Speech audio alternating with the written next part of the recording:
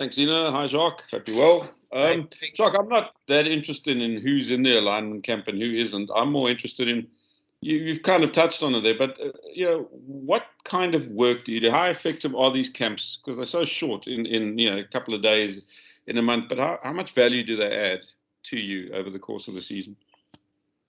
No, yes, I think it adds a lot of value. Otherwise, obviously, Craig, I believe we wouldn't have wasted our time in this. And the value probably comes with the alignment. Like I said, some you would see in this group, there would be some injured players. So a guy like Salman Murat, a guy like so there's a couple of injured players that's here. Just to maybe have a look at them, see where they are currently at injury-wise. Johan Goosen, where he's currently at, where his knees at, just to get a good projection from our medical side. So I think from a medical point of view, it's quite good for us so that we can keep tabs on the players. And then, like I said, I mean, the nice thing for us is from an alignment camp point of view. Remember, we don't have pre-seasons like franchises have, where you can actually build your culture. I don't want to use the word culture, but where you can actually align the players over a period of time. So when we get together, it's literally a week before we play Wales, according to Regulation 9.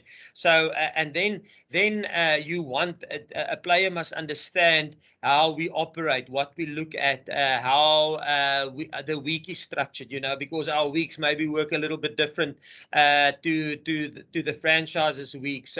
We go, simple example, we go Monday, Tuesday, Wednesday, which is something that players must get used to, because they might go Monday, Tuesday, Thursday, and it might sound finicky.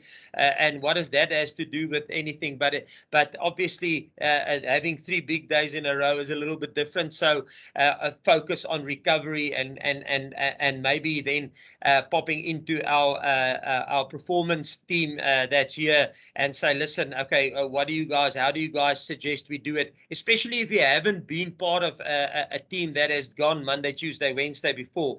Maybe you must do a little bit more effort in terms of your recovery modalities. So small little things like that. I think it's very useful. And obviously, when the player then comes into the environment, it's not that big a shock for him, So he kind of knows what it's going to look like. Yeah. Yeah, thanks. Brendan, now? Morning, Jacques. So afternoon, Jacques. Just my question's about Wales.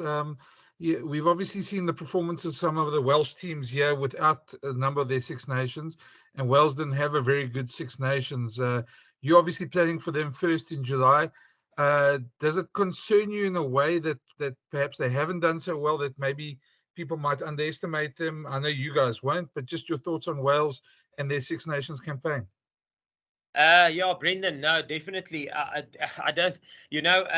There's 2 things. I'm gonna highlight 2 games of Wales in the Six Nations, and Wayne Pivac was actually the Welsh management were here on a recce, and I actually had a dinner with him, and we had some good conversations, and he made no mince out of it that the Welsh haven't won a series in South Africa yet, and that's one of their big goals. And what they strive for, and one of the goals that they will set for themselves. Yes, obviously, if you look at their squad, I think they had a couple of big injuries within their Welsh side. They lost a couple of players. But the 2 things we all, and if you look at the history of us in Wales, before the World Cup, or we've played them since 2018. Since myself, Rassie came back, we competed against them or coached against them 4 times, and they've beaten us twice, and we've beaten them twice. And if you look at the points difference, it was close. Even if you look at last year, the end of year 2, it was the first time in 8 years, I think, that we've beaten Wales in Wales. So, and I think we only took control of the scoreboard. Yes, it was there in 70 minutes within the game. we took the lead in that game for the first time. So history has shown us that it's going to be an arm wrestle. And then the two games I want to highlight of the Six Nations, just to almost almost underline the toughness of Wales. They were against England. They were at Twickenham. They were 17-0 down with about 60 minutes gone in the game. And they lost that game 24-19, where they scored 3 tries in the last 20 minutes, and Dan Bigger missed the conversion. Otherwise, it would have been 24-21. So even though at 17-0, you might think, listen, we've got them under. This game is wrapped up. That's typical for me. Wales, their mentality, they never die. They never go away. They will play until the end, and they will put you under pressure. That's the one game. And the other game is the game they played against France. France had a Grand Slam victory, and they are one of the informed teams, I would say, in world rugby currently. And again, after 10 minutes, France took control of that game, leading 10-3. Half time it was 10-9 for France, and then they ended up winning that game 13-9. So for the last 70 minutes, that quality side of France could only score 3 points. And that is the amplifies for me the Welsh spirit. They're a tough team. It will be a grind. And so, yeah, we must make sure that we get our ducks in a row for them. Ashfaq? Thanks, Ina. Hi, Jacques. Just 2 questions from me. Firstly, your flyer situation, the injuries to Andre and Elton. I believe Andre came back this week or has come back, but Elton's still on the sidelines. Are you looking at them in terms of their readiness? I know it's still quite a while to the World Series, but only their readiness, but also backups to them. And then secondly, in terms of the Springbok game plan, I remember during the COVID times, you said because the Boks couldn't play in 2020, you couldn't really sort of grow the game in 2021. Is that going to be one of your goals in 2022, or are you satisfied with how you guys have been playing? Okay, yeah, on the first one, yes. No, it was quite a shock. At one stage I was saying, listen, guys, if we have to play a test match now, both of our regular fly-offs, let me say regular fly-offs, are injured. Yes, Andre is playing from Montpellier. I think they play at 2 o'clock actually today in the European competition. So he's back to fitness again. And then Elton had his surgery in South Africa. He's actually going to be at the alignment camp because he's doing his rehabilitation. Him and Malcolm Marx, they both carrying injuries, and they're getting rehabilitated here in South Africa. So they're going to be at our alignment. We invited them to the alignment camp. Again, injuries, let's just get our medical personnel to have a good assessment on them. And then, like I said, in the alignment camps, I don't want to go back to that, but 80% of the alignment camp is generic, but there's 20% that we want to get specific things out of specific players, and it differs from player to player. But yes, now Elton is doing very well. I think he's seeing the specialist somewhere in the next week or two, and if he gets the all clear, he'll probably go back to Japan. And I think his club is in a promotion relegation battle, so he wants to add some value to the club. So hopefully we can get him in some couple of games in Japan, but let's first make sure that he gets signed off by the specialist who did the operation on him. And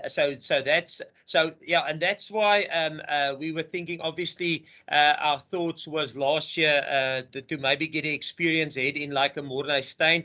Remember, we've got Frans Steyn that we can play there. We can play Gaza there. Cheslin has done some excellent performances for Toulouse last year before he went to Toulon, where he played some games for Toulouse at fly-off. So there is, how can I say, third choice options that we can do within the squad. But like I said, I think it would be nice to have, and that's why I think it's important to have a look at a guy like Johan, and see where he's at. It would be nice to have to know where he's at. Does he want to be still part of it?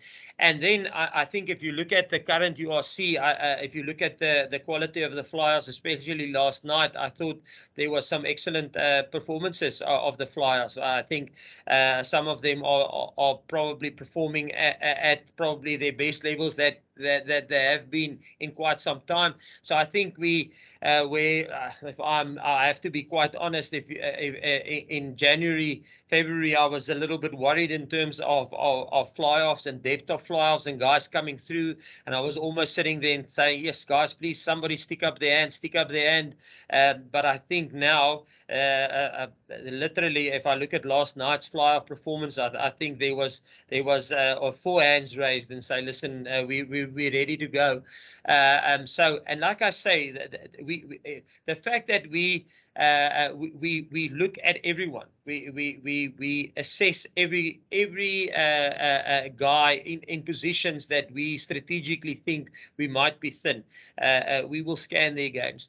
Then Ashfaq, to get to your point on the games and the game plan and strategy, yes, I must say, it was quite nice to have a base to work from. So we could actually go back and say, listen, what did we do in 2020? What worked? What didn't work? Where do we think we need to improve? And what do we think we are actually doing well? So we actually had some base to work from and to start building on, which in 2021 we didn't have. The previous games that we could look at was the World Cup final, and 18 or I don't know how many months have passed since then. So it was quite difficult to get a gauge of where we're at.